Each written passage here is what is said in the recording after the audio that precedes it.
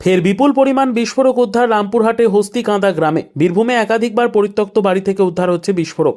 বীরভূমে ঝাড়খণ্ড সীমান্তবর্তী এলাকা হস্তিকাঁদা গ্রাম, আর এই গ্রামে একাধিকবার উদ্ধার হচ্ছে বিস্ফোরক। আজ ফের এনফোর্সমেন্ট ডিপার্টমেন্টের কাছে গোপন খবর গিয়েছিল বলে জানা গিয়েছে। দিন সকালে বিশাল ফোর্স নিয়ে রামপুরহাটের হস্তিকাঁদা এলাকায় ঢোকা হয়। কিছুটা ভেতরে পরিত্যক্ত ক্যাশিয়ার অফিসের বাড়ি দেখতে পাওয়া যায়।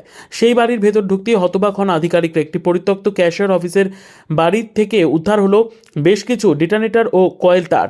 এই বিস্ফোরকগুলি সাধারণত পাথর খাদানে পাথর ফাটানোর কাজে ব্যবহার করা হয় বলে জানা যায়।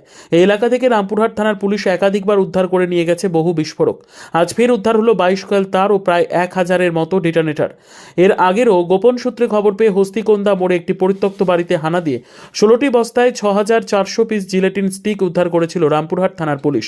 এছাড়াও বীরভূমের মোহাম্মদ বাজার, নলহাটি, রামপুরহাট সহ একাধিক জায়গা থেকে বিপুল পরিমাণ বিস্ফোরক উদ্ধার হয়েছিল।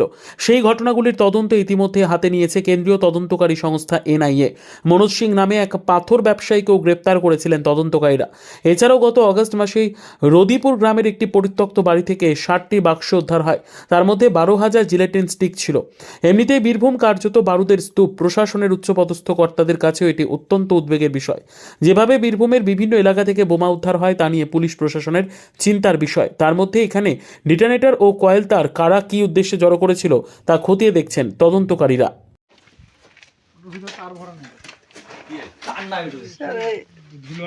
পাউডার মতন স্যার। হ্যাঁ স্যার, পাউডার পোলটার কাছে